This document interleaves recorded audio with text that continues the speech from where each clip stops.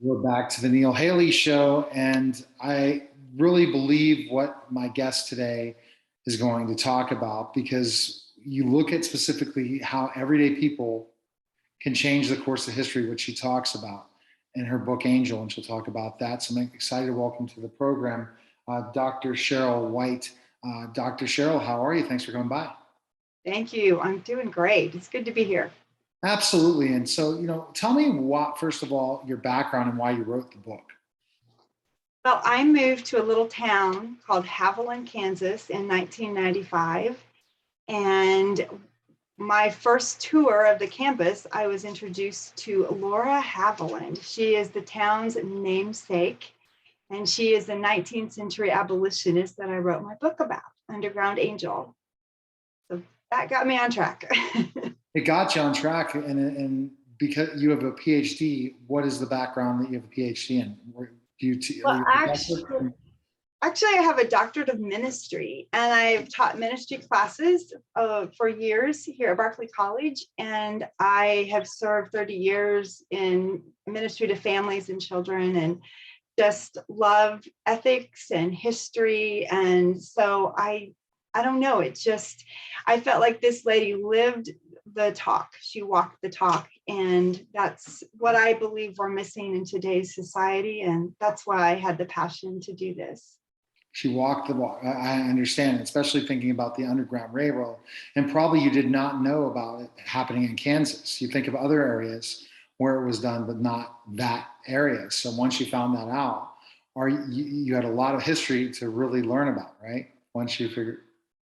Yes, actually, she was not in the Underground Railroad in Kansas, but she came to Kansas after the Civil War. She was in the Underground Railroad in her earlier life in Michigan. She's from the Lenawee County in Michigan. There's a big statue of her, a life-size statue of her there in the capital of their county. And she just had amazing success in everything she did. She had a lot of very difficult times in her life, lost 6 of her loved ones, all in one era that just kind of catapulted her into this place where she felt like she was supposed to help the slaves. And she had 8 children of her own. Her baby died, her husband died, her mother and father.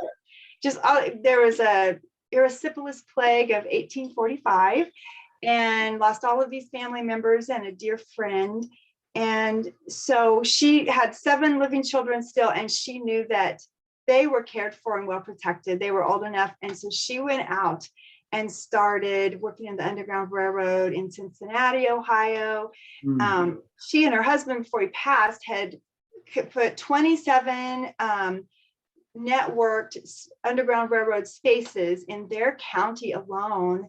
And they were a decoy because a lot of times they felt like they would go straight from Toledo to Detroit and then across into Canada through the Underground Railroad. But Adrian, Michigan was a decoy, and that would throw the bounty hunters off. And so she was just great, and she was involved in all of that.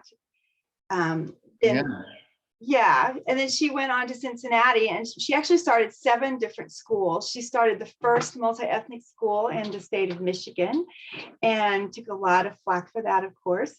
But she was just a pioneer of her time. It was just amazing. And I know, Harriet Beecher Stowes, Uncle Tom's Cabin. She is actually the Mrs. Smith that helped George and Eliza Harris to freedom. That's one of the 3 stories that Harriet Beecher Stowe has in Uncle Tom's Cabin. And it's so interesting because it was published in 1852, and that was the era where if she would have used her real name, I mean, she was providing that an anonymity for her so she would not get caught in her travels.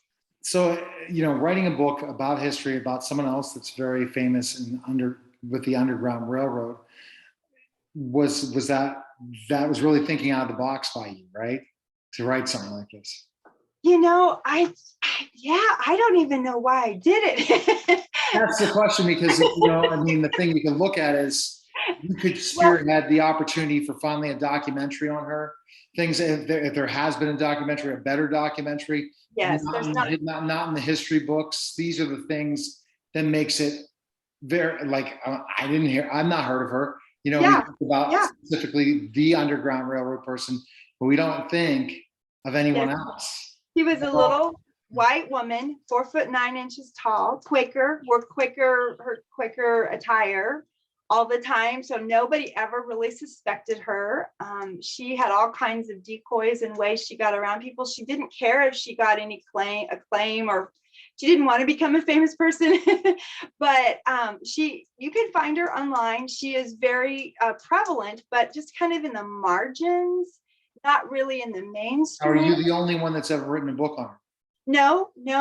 There's Danforth, I forget her first name. She wrote a book on her in 1962. Oh, that's a long time. Yeah. Yeah.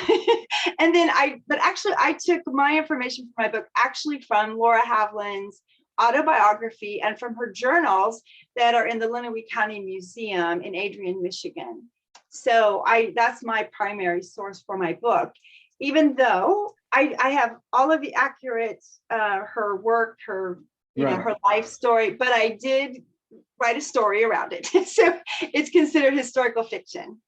Right. And so, okay. So it's a story around it. So the story, it's about her, but not all truth, right? It's historical. Oh, okay. So what age? But all of the works that she did were all truth. And I took it from her autobiography. And in the beginning, I just proclaim that I've taken a lot of the dialect from, between her and the slaves. I mean, I just kept that just as it is. It's in the public domain now because it was published in 1879. So, but it's been fun. It's been so much fun. I just feel like she's a national treasure, and she really we need to know about her because she's a little white woman she poured out her entire life to free the Black slaves. She just was so fiery. She was just so passionate about it. All right. Well, fantastic. Where can people purchase the book and learn more about you? Yeah, thank you.